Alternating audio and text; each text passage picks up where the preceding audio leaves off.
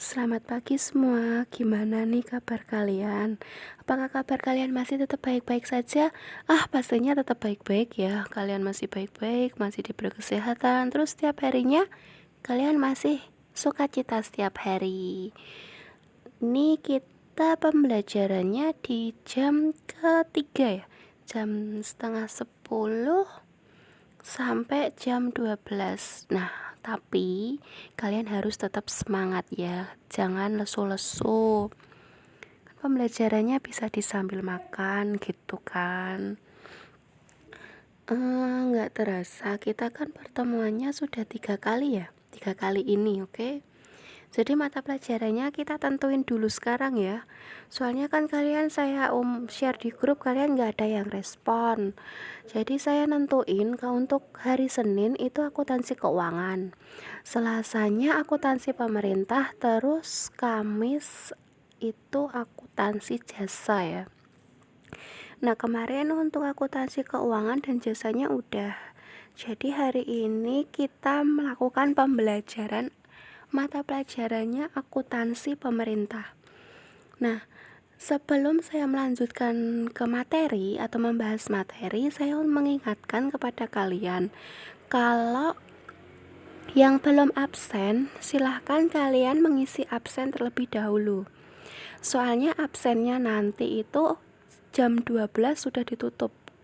Jam 12 lebih 1 menit pun absen sudah tidak bisa diakses lagi. Jadi saya ingatkan lagi, yang belum absen silahkan absen daripada nanti absen kalian itu 0.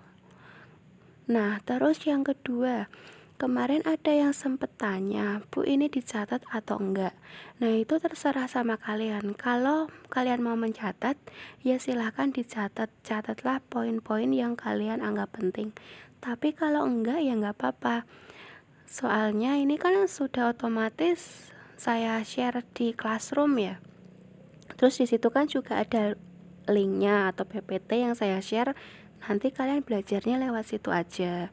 Soalnya nanti takutnya kalau dicatat pasti kalian akan salah buku atau nanti ketelingsot kan, seperti itu. Jadi nanti kalian belajarnya itu bingung gitu kan. Nah, kalau yang mau nyatat, saya persilahkan kalian menyiapkan alat tulis kalian. Oke. Kalau sudah hari ini nanti, ya bukan hari ini ya, paling pertemuan kedua. Tapi hari ini topik materi kita itu pembukuan tunggal dan pembukuan berpasangan. Terus nanti gimana cara mengidentifikasi pembukuan tunggal dan pembukuan berpasangan. Tapi sebelum saya ke pembukuan tunggal dan pembukuan pemasangan, saya akan membahas dulu tentang akuntansi pemerintahan daerah itu seperti apa. Yuk kita belajar sama-sama. Nah, di akuntansi keuangan pemerintah ini itu setelah dikeluarkannya paket undang-undang keuangan negara yang terdiri dari 3 undang-undang. Yang pertama itu Undang-Undang Nomor 17 Tahun 2003 yang isinya tentang keuangan negara.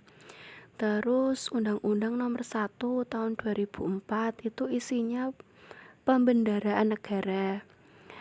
Ada yang ketiga itu Undang-Undang Nomor 15 Tahun 2004.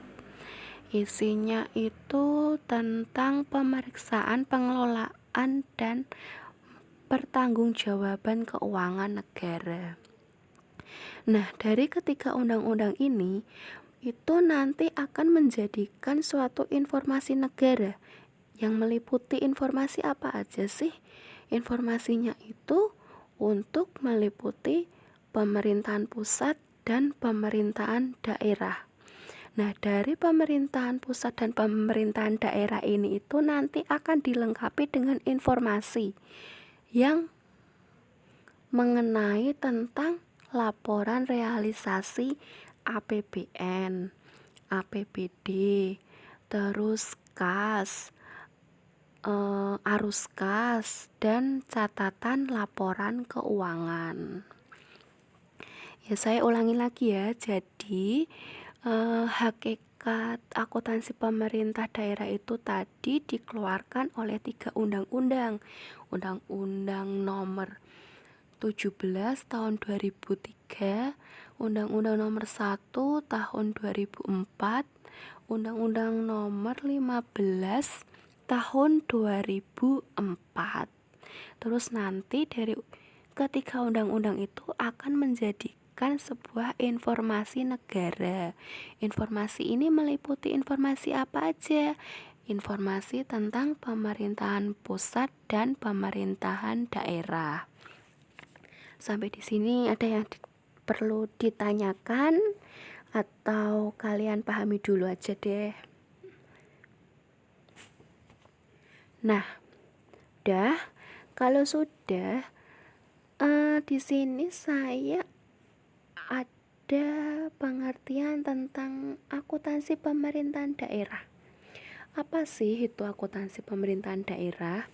Nah, di sini saya mengartikan kalau akuntansi pemerintahan daerah itu akuntansi yang menginformasikan tentang keuangan daerah. Nah, informasinya ini itu sebelum diinformasikan maka itu ada yang namanya klarifikasi, pengiktisaran, klarifikasi dan pengiktisaran. Nah, apa sih yang diklarifikasi terus diiktisarkan? Nah, yang diklarifikasi dan diiktisarkan itu ya transaksi keuangan. Transaksi keuangan. Terus untuk akuntansi pemerintah ini itu tunduknya itu pada standar keuangan pemerintah, disingkat SAP.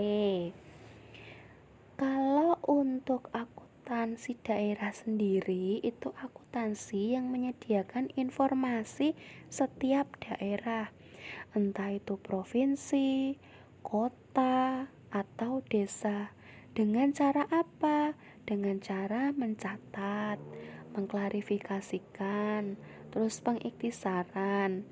Nah, untuk mencatat, klarifikasi, terus pengiktisaran itu nanti akan menjadikan sebuah laporan keuangan.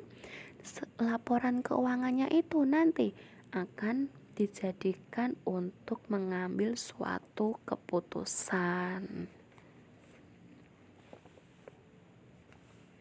Nah, di sini ada klarifikasi akuntansi pemerintah daerah. Klarifikasi akuntansi pemerintah daerah ini ada 6 poin ya. Yang pertama itu tidak berorientasi pada laba. Jadi akuntansi pemerintah di sini itu tidak mencatat laba atau profit, karena kan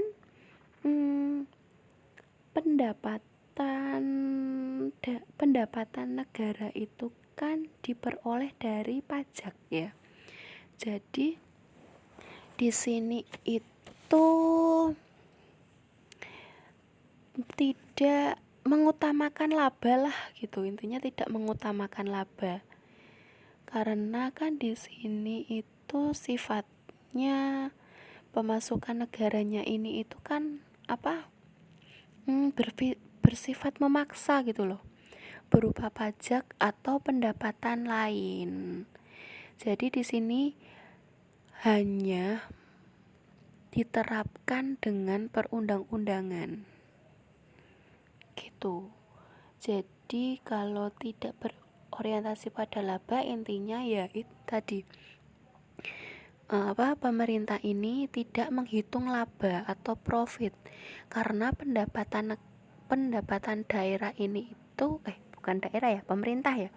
Pendapatan pemerintah ini itu berupa pajak dari masyarakat, seperti itu. Terus dimungkinkan mempergunakan lebih dari satu jenis dana. Nah, di sini pemerintah ini itu bisa menggunakan lebih dari satu dana. Kenapa? Karena kan udah dijelasin di atas tadi, yang poin pertama itu pemerintah ini itu sumber dananya ini dari pajak atau sumber lain. Jadi tidak heran kalau pemerintah ini menggunakan lebih dari satu jenis dana gitu. Terus poin yang ketiga, bersifat kaku. Bersifat kaku ini artinya akuntansi pemerintah ini itu sangat tergantung dengan peraturan undang-undang yang telah ditetapkan. Kalau peraturannya A, ya harus menaati A itu. Jadi tidak bisa melenceng dari ini peraturan gitu ya. Terus yang keempat, pembukuan pengeluaran modal. Poin yang kelima, tidak mengenal perkiraan dana dan modal. Terus untuk poin yang keenam, membuat pembukuan anggaran. Nah, untuk selanjutnya ini tujuan ya. Jadi akuntansi pemerintah ini juga memiliki tujuan. Tujuannya itu apa sih? Tujuannya di sini saya mencatat 3 tujuan akuntansi pemerintah daerah. Yang pertama itu akuntabilitas. Nah, akuntabilitas. Nah, ini itu ditekankan karena keuangan negara ini itu yang diatur harus dipertanggungjawabkan sesuai dengan kontribusi. Jadi kalau sudah diatur itu ya harus juga berani untuk mempertanggungjawabkan. Misal nih, kalian udah membuat laporan keuangan. Laporan keuangannya ini. Terus kalian juga harus berani mempertanggungjawabkan dengan apa yang kalian buat laporan keuangan itu. Semisal kalau laporannya keuangan, misal nih ya, amit-amitnya kalau laporan keuangannya itu salah, jadi kalian juga harus berani mempertanggungjawabkan, enggak malah melempar pekerjaan ke orang lain gitu sih. Terus pelaksanaan fungsi ini itu diatur dalam Undang-Undang Dasar 1945 pasal 23 ayat yang ke-5 ya. Undang-Undang Dasar 1943 pasal 23 ayat 5.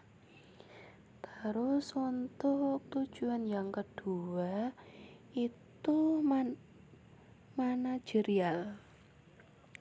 Nah, ini artinya itu akuntansi dalam pemerintah ini memungkinkan pemerintah membuat suatu perencanaan berupa penyusunan APBN atau APBD. Nah, terus perencanaan tersebut akan dilaksanakan sesuai dengan aktivitas pembangunan, sekaligus juga untuk mengendalikan aktivitas tersebut.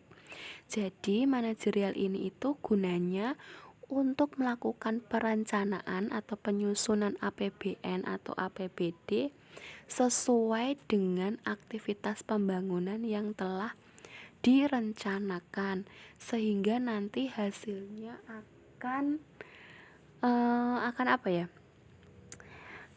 akan menjadi lebih efektif gitu ya. Nah, terus tujuan yang ketiga itu untuk pengawasan. Nah, kenapa kok ada pengawasan? Karena kalau nggak ada pengawasan, nanti itu pembuatan laporan keuangannya ini tuh akan seenaknya. Misal, amit-amitnya kalau orang yang korupsi gitu kan ya, itu biasanya kan nominalnya kan akan dimanipulasi. Nah, kalau ada pengawasan berarti ini kan nanti mereka bekerjanya tuh harus jujur gitu, karena nanti laporan keuangannya itu akan diserahin ke audit. Nah, kalau sudah diserahin ke audit, jadi nanti kalau ada yang minus-minus itu bakal langsung ketahuan. Seperti itu. Jadi pengawasan ini tuh sangat penting sih sebenarnya kalau untuk membuat laporan keuangan. Itu tujuannya. Selanjutnya ada asas keuangan pemerintah daerah. Nah, asasnya ini itu ada dasar kas, asas universitas, asas bruto, dan dana umum. Nah, untuk yang dasar kas itu pendapatannya ini akan diakui saat pembukuan pada kas umum atau diakui saat dikeluarkan dari kas umum. Jadi dasar kas ini tuh kayak gimana ya, pendapatannya ini tuh diakui kalau uang itu benar-benar udah masuk ke dalam kas, kalau emang uang itu tuh benar-benar udah diterima oleh bendahara. Terus belanja atau pengeluaran itu akan diakui kalau emang benar-benar udah melakukan transaksi ke luar gitu. Kayak belanja itu udah ada, benar-benar ada buktinya. Oh, ini loh ada bukti transaksinya kalau saya sudah melakukan pembelian sebesar segini dan mengeluarkan uang dari kas sebesar segini. Seperti itu dana kas. Terus untuk asas universalitas ini menjelaskan bahwa pengeluaran ini harus tercermin dalam anggaran. Artinya apa? Artinya itu anggaran belanja ini itu harus komitmen tertinggi yang bisa dilakukan oleh pemerintah daerah. Untuk apa? Untuk membebani APBD. Poin yang ketiga ada asas bruto. Asas bruto ini itu menjelaskan adanya kompetensi antara penerimaan dan pengeluaran. Misalnya, pendapatan belanja ini memperoleh pendapatan, dan untuk memperolehnya ini dilakukan belanja. Yang terakhir ada dana umum. Dana umum ini itu ekuitas fiskal ya. Ekuitas fiskal dan akuntansi yang mempertanggungjawabkan keseluruhan pemerintah. Tapi enggak hanya dari penerimaan saja, ada dari pengeluaran negara juga, seperti aset, utang, dan ekuitas dana. Itu asasnya ada 4 poin, ada dasar kas, asas bruto, asas universitas, ada dana umum. Terus slide selanjutnya tentang syarat akuntansi pemerintahan daerah. Ini syaratnya ada 8. Ada 8 syarat akuntansi pemerintah daerah. Yang pertama itu dapat memahami persyaratan undang-undang dasar, undang-undang, dan peraturan lain. Nah, dalam akuntansi pemerintah ini itu harus dirancang dengan berbagai persyaratan yang telah ditentukan oleh siapa? Yang ditentukan oleh undang-undang dasar, undang-undang, dan peraturan lain. Terus dalam akuntansi pemerintah ini juga sifatnya itu ada 2 sisi. Yang satu digunakan untuk efisiensi dan ekonomi, terus di sisi satunya itu juga tergantung dengan undang-undang dasar, undang-undang atau peraturan lainnya. Syarat yang kedua dikaitkan dengan klarifikasi anggaran.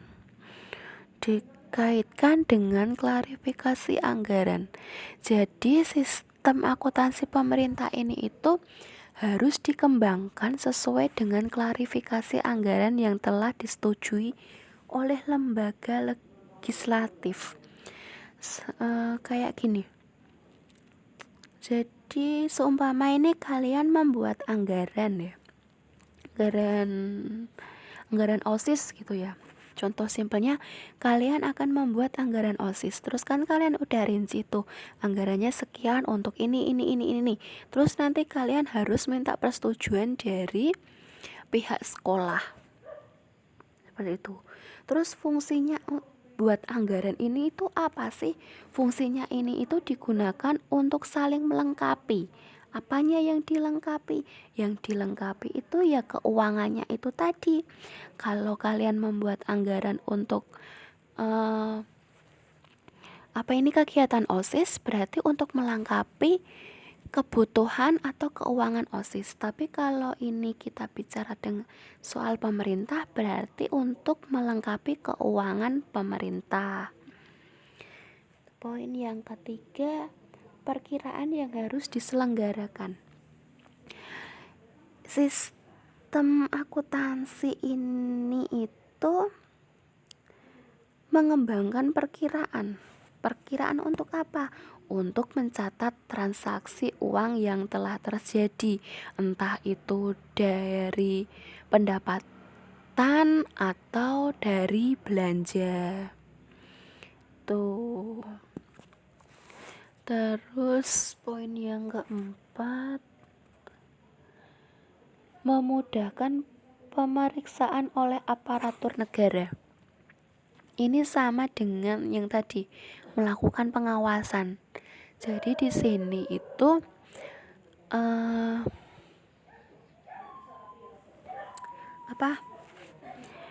Jadi kalau pembuatan laporan keuangan ini diawasi, maka nanti itu lebih mudah untuk membuatnya. Terus antisipasi untuk melakukan kecurangan, terutama itu di korupsi. Jadi nanti setelah auditnya itu hasilnya udah benar, nanti akan memudahkan untuk pemeriksaan oleh aparatur negara. Seperti itu. Terus poin yang kelima ya.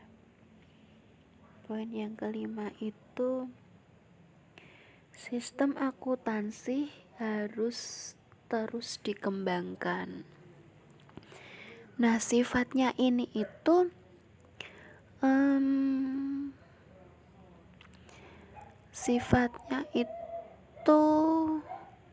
harus terus menerus dikembangkan.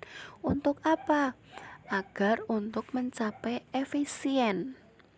efektivitas dan relevan. Terus ada perkiraan harus dikembangkan secara efektif. Nah, untuk akuntansi pemerintah ini juga harus dikembangkan perkiraannya. Karena apa? Karena untuk melakukan perubahan lingkungan sehingga dapat mengungkapkan hasil ekonomis dan keuangan dari pelaksanaan suatu program. Terus ada dapat melayani kebutuhan informasi keuangan. Untuk informasi keuangan ini itu berguna untuk meliputi pemerintah, lembaga legislatif, lembaga donor, bank, dan lainnya. Untuk syarat yang terakhir itu penggandaan suatu perkiraan. Nah, penggandaan suatu perkiraan ini itu itu akan dianalisis ekonominya dari mana? Dari data keuangan dan diklarifikasikan ulang transaksi-transaksi pemerintah, baik itu dari daerah atau pemerintah, seperti itu. Nah, ini jenis-jenisnya, jenis-jenis transaksi akuntansi keuangan daerah. Ada pendapatan daerah, belanja daerah, pembiayaan daerah, dan transaksi lain. Untuk pendapatan daerah ini itu meliputi penerimaan uang melalui rekening kas umum daerah yang menambah ekuitas dana. Misal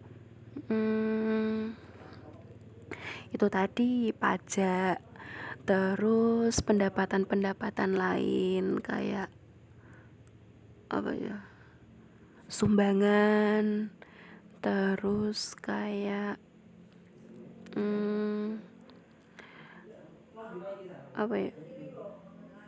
pembelian impor gitu.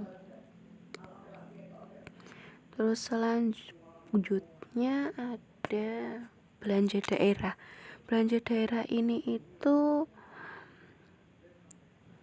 semua pengeluaran dari rekening kas. Kalau pendapatan daerah tadi penerimaan, kalau belanja daerah itu transaksi yang dikeluarkan dari kas umum. Misalnya untuk apa? Untuk gaji pegawai, terutama pegawai negeri ya, nggak mungkin pegawai swasta. Terus perjalanan dinas, seperti itu termasuk belanja daerah. Terus pembiayaan daerah. Nah, pembiayaan daerah ini itu transaksi keuangan untuk menutup defisit atau untuk memanfaatkan surplus. Terus yang terakhir itu transaksi lain. Nah, transaksi lain ini itu dimulai dari pencatatan, pengiktisaran, sampai dengan pembuatan laporan keuangan. Seperti itu. Nah, itu penjelasan saya tentang akuntansi pemerintah. Sebelum kalian masuk ke pembukuan tunggal dan pembukuan berpasangan, tuh coba kalian pelajari, kalian renungkan, nggak harus cepat kalian mudeng, kalian pelajari secara pelan-pelan. Nanti kalau nggak bisa atau perlu yang ditanyakan atau masih bingung, kalian masih bisa bertanya di kolom komentar atau chat pribadi. Mama kalau cara menerangkan saya nih kecepatan atau kalian belum paham, susah untuk dimengerti, kalian bilang. Oke, jangan diam saja. Kalau kalian diam berarti saya bingung nih, kalian mudeng atau malah tambah blas gitu kan. Pembelajaran online itu enggak mudah, tatap muka aja belum tentu mudeng apalagi online. Jadi kita belajarnya secara pelan-pelan saja. Oke. Terus ini nanti di slide terakhir ada tugas evaluasi. Jadi di sini saya ada jenis transaksi tadi tuh ya kan, ada 4 transaksi, ada pendapatan daerah, belanja daerah, pembiayaan daerah, dan transaksi selain kas. Itu nanti kalian jelaskan apa itu dari keempat jenis transaksi. Terus nanti beri contoh. Untuk pengumpulannya kayak biasanya ya, dikumpulin di classroom. Jangan lupa nanti dikasih nama dan kelas. Oke.